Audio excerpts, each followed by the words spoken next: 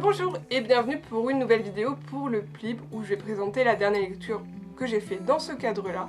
Il s'agit du premier tome de Lebenstunnel intitulé Allégeance, écrit par Oksana Hope et qui est publié chez Rebelle.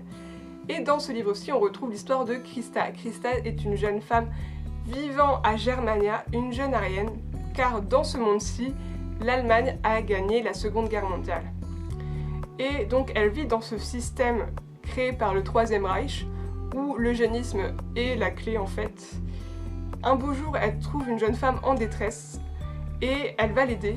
Elle va se retrouver plongée dans des égouts, et y découvrir tout un peuple de non-aryens, slaves, juifs et personnes tziganes, qui vivent sous cette terre depuis 200 ans, et elle va se retrouver mêlée à cette guerre qui oppose du coup aryens et non-aryens, guerre toute relative puisqu'ils vivent terrés dans les égouts.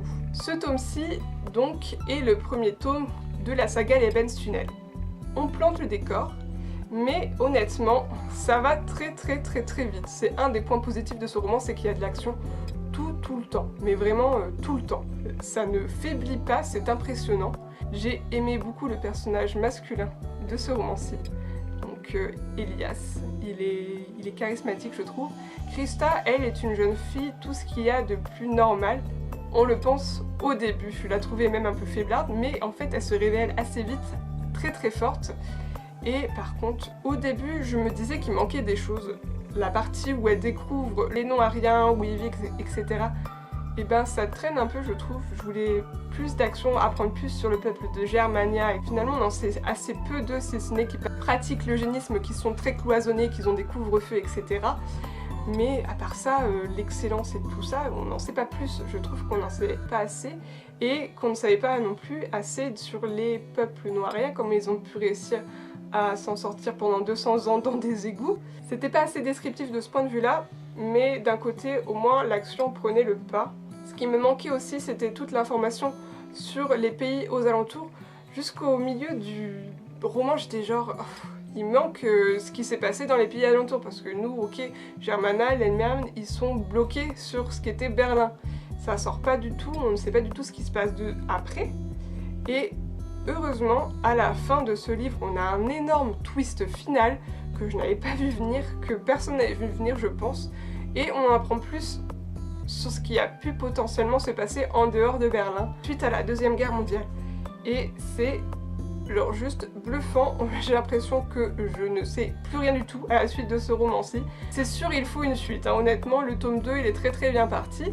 Et aussi bien pour notre héroïne qui, elle, change du tout au tout d'un seul claquement de doigts, aussi bien pour, du coup, la vision qu'on avait de Germania, qui n'est pas du tout celle que l'on pensait avoir. Enfin voilà, ce twist final change la donne sur tout ce qu'on pensait avoir lu dans ce roman, où rien n'est vrai, tout est faux semblant, et j'ai l'impression que c'est ce qui va se passer aussi dans le deuxième tome. Tout va n'être que faux semblant, et ça, c'est vraiment appréciable parce que, honnêtement, on voit pas ça venir du tout. On se dit que leur guerre de essayer de sortir des égouts, ça va pas du tout marcher, vu qu'ils ont des soldats d'élite, et effectivement, ça ne marche pas vraiment, mais la suite est juste folle. Je vais pas trop en dire de plus, parce que franchement, il y a tellement de gros rebondissements qui sont importants, et qui se passent que, je peux pas dire ce qui se passe dans ce roman, c'est ça qui est embêtant.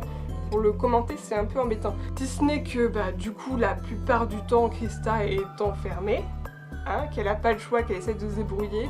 Elle apprend petit à petit à faire confiance aux non-aryens. Elle ne voit pas pourquoi ils sont différents, donc c'est aussi un petit peu sur l'acceptation. Mais c'est très léger cette partie, je trouve, finalement.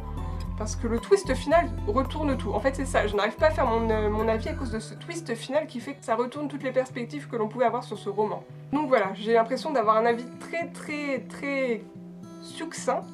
Mais ce livre aussi était vraiment très bon, hein, pour vous dire que si vous aimez l'action, si vous aimez les dystopies, c'est vraiment un classique de ce genre pour moi. Donc voilà, il faut foncer, il faut y aller.